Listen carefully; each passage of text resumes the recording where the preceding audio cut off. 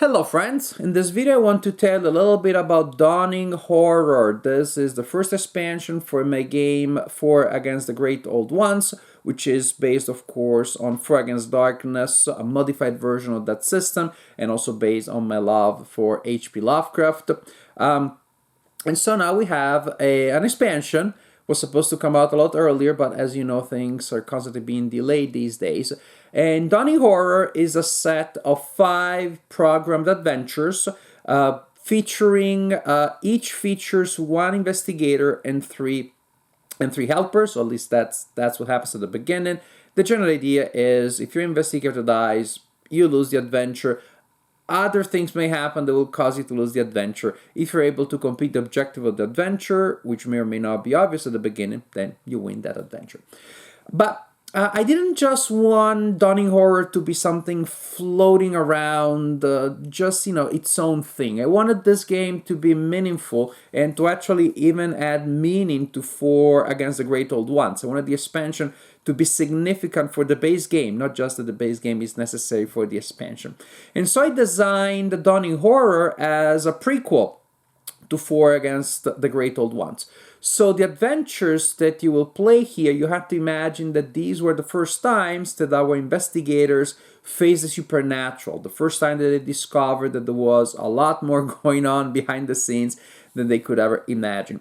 And to connect Dawning Horror with 4 Against the Great Old Ones, I created the upgrade mechanic. Basically, you will play any of the adventures with any of the investigators from this set or from the base set or from an upcoming expansion. We're already taking also into account 2 classes that will be released in Carcosa Rising.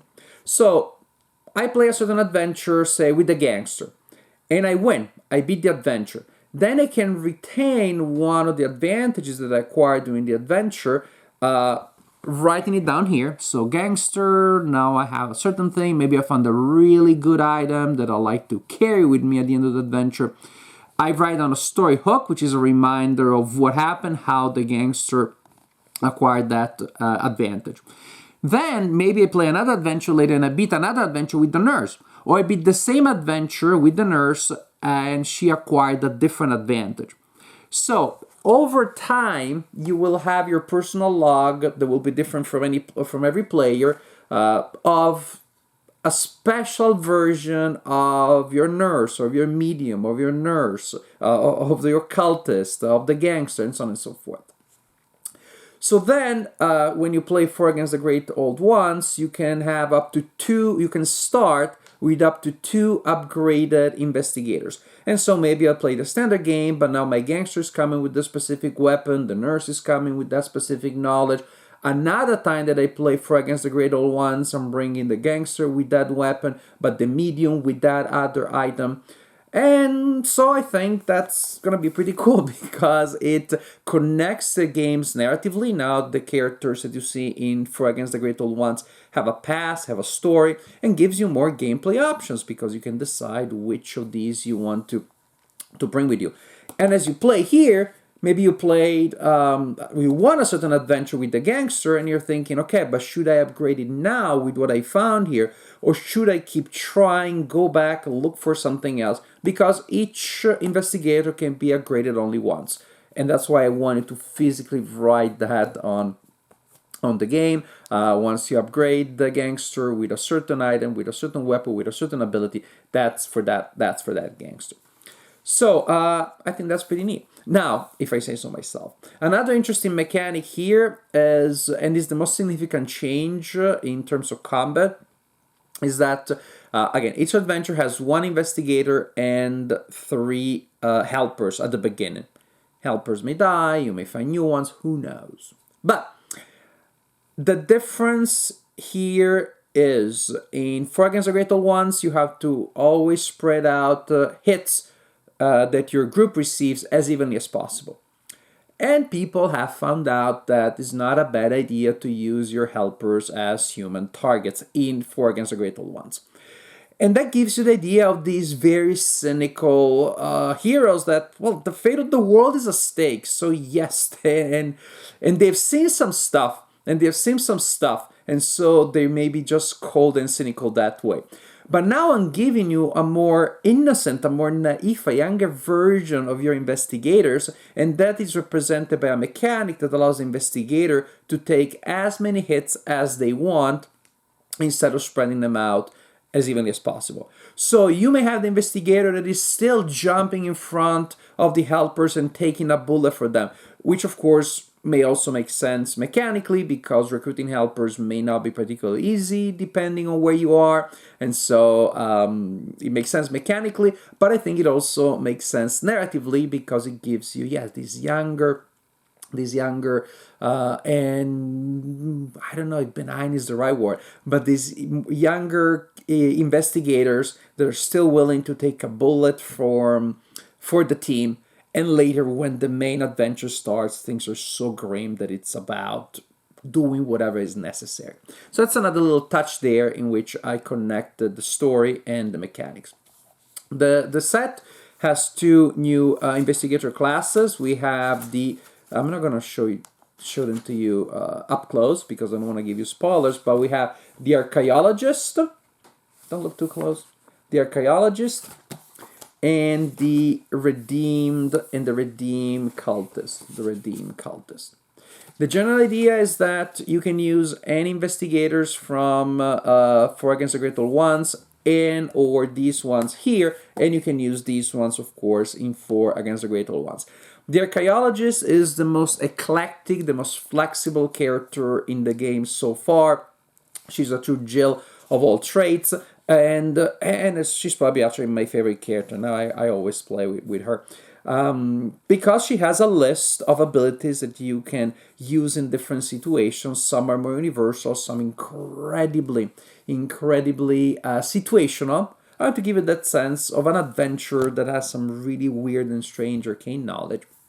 And then we have the Redeemed Cultist, who may have some abilities that relate to, well, when you meet a cultist, other cultists, maybe they can parlay, they convince some cultists to join the group. And also they still have some dark connections there, so they have a little bit of a cursed touch. So once per level per game, the Redeemed Cultist, when they inflict a hit on an opponent, they can choose to lose an extra life to inflict an extra hit on the opponent. As you can imagine, in some moments that can be pretty powerful. But what are you going to do with these new investigators plus the old ones? Adventures. So we have 5 programmed adventures. The general idea is that in each adventure you're gonna have a map with numbered paragraphs, and so you simply start from a location that the text will tell you. Start from there. You go and read a paragraph describing what you find there, and then you move on the map until you find another paragraph indication, and then you read what happens there. And so it's basically paragraph based, which allow me to, if you're familiar with For Against the Great Old Ones, For Against Darkness, adventures in the expansions, that's the standard format. But that also to me was very special because it allowed me to also pour my love for game books into this expansion, because definitely it has a lineage in common with game books. Actually, I was able to use a lot of nice tricks that I learned from Fighting Fantasy game books, my favorite game books from when I was young and still to this day. And so there are some interesting things that I did there with the way the paragraphs work and they're connected with one another that I think are interesting, if I say so myself. It's not a misprint. I already started receiving some messages, and I knew I would, of people saying, hey, I get to that point and that can't be right. Something is happening there. That can be it. It is it. When you get to a point where you think there must be a misprint here, it ain't a misprint. There may be typos. I hope not. But there isn't any structural misprint. The structure is how it was meant. If you get to a point where you don't know what the heck is going on, think about it, keep trying. It's not a misprint. And then if you're still stuck, send me a message. My email address is not so hard to find, and we see what we can do. The adventures. I also wanted to get out of the mid of New England for a while and expand the range of settings for Lovecraft stories to places that Lovecraft didn't necessarily explore in depth. Also, I live in the Midwest, so there are a lot of interesting ideas around here. So the first adventure is set around the place where I live. Is set in southern Indiana, in some limestone mines in southern Indiana. Friend of yours has disappeared. This is called the horror of the mine. You fear that a cultist had kidnapped her, and so you go and investigate the mine where you feel the cultists are gathering. And I'm not going to tell you much more. Another one is set in the Howl of the Mutated, is set in the beautiful and cryptic gorges of Kentucky, where I like to go with my family in the Red River Gorge area. And just like my family does, you were there camping. However, what hasn't happened to us, but will happen to you, you wake up in the morning and the landscape is not what it used to be. It's not the same place that you were there before. Who knows? I know I sound like I'm teasing you, but that's what I gotta do because I don't want to give you spoilers. Night tour. Tomorrow in a Chicago museum, they are exhibiting the sarcophagus, the recently found sarcophagus of Queen Nitocris. What can go wrong? Because the night before the exhibit, you go to the museum. There are different reasons for different investigators, different story hooks, and it's gonna be nice and peachy, and nothing bad is gonna happen. Of course, no, that's not how it's gonna go. It's Queen Nitocris, people. It's Queen Nitocris. She's something. Return to Antarctica. Probably I don't need to tell you too much about the topic of that one. I just have to tell you that I have been wanting to create, of course, a sequel to The Mountain of Madness for a while, and I wanted to in a certain way that was faithful to Lovecraft, and I couldn't figure out a way to do it until I did. And so structurally, I'm pleased with something that happens here. And then the last one is the largest one. It's called The Inheritance. It's a bit of a vague title because it's the one that has the most paragraphs, has the most variety, different things can happen. Yes, you're going to a small village because an uncle of yours died. It looks like you're the next of kin. And so you're just going there to do whatever little paperwork there may be to do and, gather whatever it is that your uncle may have left you. And again, nothing goes the way you hope. And so The Inheritance is the last one. I do suggest you play them in order. I think there are certain things that you will appreciate, in particular, if you play them in order. And so The Inheritance is the one that has the most variety, the most things that can happen. And so I'm going to tell you even less than I did with the other ones. So I hope I gave you a sense of the new mechanics, of the classes, and also the content you find here. Now, as I said, each adventure features one investigator, one younger, more innocent, more optimistic investigator, and a starting team of 3 helpers. So, of course, the game can be naturally played solitaire, in which you are the investigator. I think it can work very well also cooperatively when you have a group of players of unspecified number making decisions for the team. First, again, because the helpers may last longer than in 4 Against the Great Old Ones, because the investigator may take some hits for them. But in general, even if they don't, I think it just can work that way. You're just enjoying the story, and I don't see any problem why multiple people couldn't control a single character. It is done in a lot of narrative-centered games, from Sherlock Holmes, Consulting Detectives. You had the feeling that you're just a single entity controlled by the party. Chronicles of Crime, you're explicitly in some of those games described as a single individual that any number of people can play.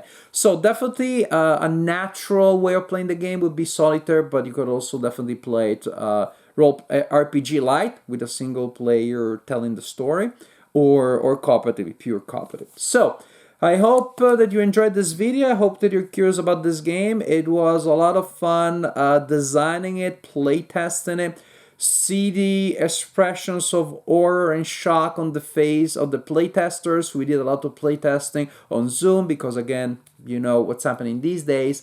So, at the end of this long journey, we have Dawning Horror. It's a supplement of which I'm particularly proud, and I hope that you'll give it a try, and I hope that you will enjoy. And that's all I have to say for today about Dawning Horror.